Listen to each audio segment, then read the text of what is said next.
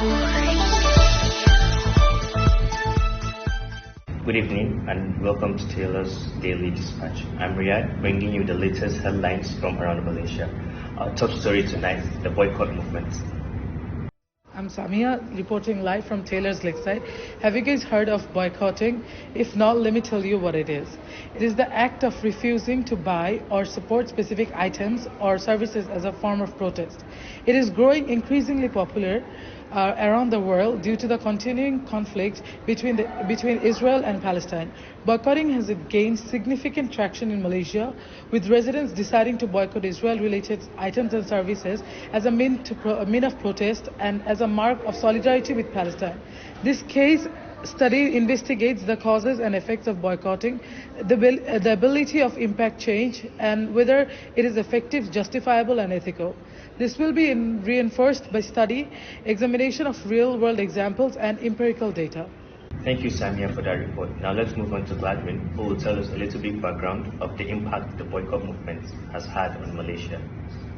Good evening, everyone. The latest development on this story indicates that the ongoing genocide between Israel and Palestine has prompted Malaysians to step up their attempts to boycott Israeli-related items, resulting in significant changes in the economy, which include shorter operation hours and lower staff wages.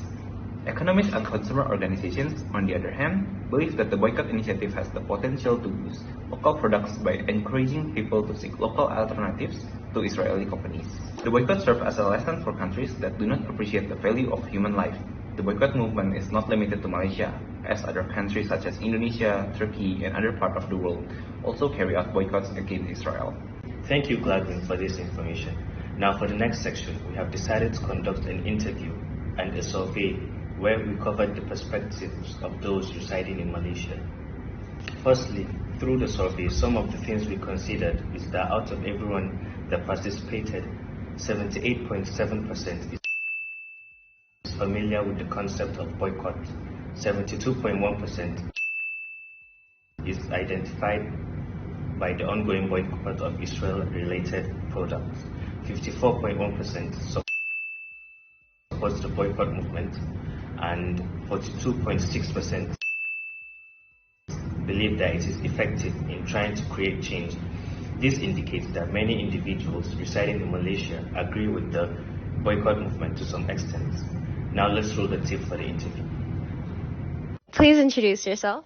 Hi, my name is Akil. I am 21 and I'm an undergrad student in UiTM Shalom. Can you please state your position regarding the boycott movement? I am against boycotting in Malaysia. Your primary reasons for not supporting boycott as a form of protest? Well, the reason why I am against it is because since I am a citizen of Malaysia, I take care of my Malaysian citizens. It goes a long way for boycotting companies that are outside of Malaysia, for example, like McDonald's and Starbucks. But in Malaysia, there are so many franchises of those companies that are comprised of Malaysian workers that work day to day to sustain their families, and I don't want to put them in a burden where they are lacking sales because of me. I am afraid that it would cause an economic downturn for Malaysia due to all these boycotts. As a citizen, I don't really have that much power to control what's happening in Gaza, but the only thing I can control is the welfare of Malaysian citizens. What method of advocacy do you think is more effective than boycotts?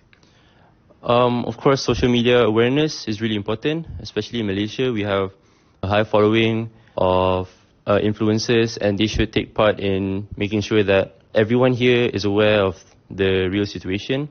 And I'm not saying that boycott doesn't work, but I really want to emphasize this for Malaysians who are outside of Malaysia, who are in foreign countries. I want them to spread awareness to the locals there.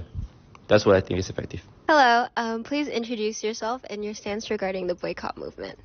Hello, my name is Ihsan Basha. I'm 22 years old and I am reading law in University Malaya. Regarding my stance on the boycott movement, I am all for it. The boycotting movement has such an impact towards the humanitarian issues that is happening all over the world. Can you share a specific example of you boycotting as well as what caused you to do so?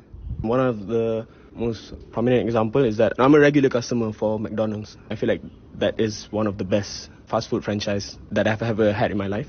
But ever since learning that McDonald's is one of the prime contributors to the issues that is happening right now, I stopped consuming their products. Do you believe that boycotts can cause divisions between friends and family or people in general?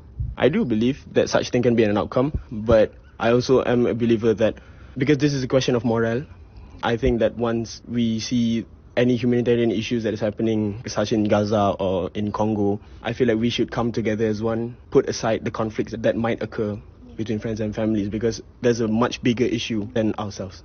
How would you respond to people criticizing actions that you decide to take? I don't think that it affects me in any way. Everyone is entitled to their own opinion. There are few of my friends that is against the boycott, and there are some people like me in our friend group. But what is important is that we respect each other and just move on and continue with doing what we do. From the interview, we can see that upon examining the psychological and sociological aspect of the interviews, we can conclude that the views of respondents were shaped by a mix of personal and social factors. The boycott opposer is driven by cultural standards and general awareness for Malaysian citizens, whereas the boycott supporters' perspective is influenced by empathy and moral duty in the face of global humanitarian issues. Though these perspectives differ, the approach is similar as they demonstrate how societal dynamics, individual psychology, and philosophical frameworks interact to establish the principles and logic that support the different perspectives on the boycott movement. Now let's switch up to Gladwin to wrap everything up for us. All in all, examining the psychology and sociology aspect of the interviews reveals how individuals and social concerns influence the public opinions. The anti-boycott stance reflects a psychological concern for Malaysian citizens' welfare, emphasizing the impact of boycotts on local workers and the economy. This aligns with theories highlighting people's innate desire to support their communities. In contrast, the pro-boycott perspective emphasized empathy and moral responsibility for global humanitarian issues. It aligns with theories of empathy and moral development. Both positions acknowledge the sociological dimension, highlighting the importance of social influence and group dynamics. Overall, these elements demonstrate the complex interplay of individual psychology, societal dynamics, and philosophical frameworks in shaping attitudes towards the boycott movement. Thank you for that recap, and that will be all for us today. Join us again tomorrow for another edition of Taylor's Daily Dispatch. I'm Riyadh, and good evening.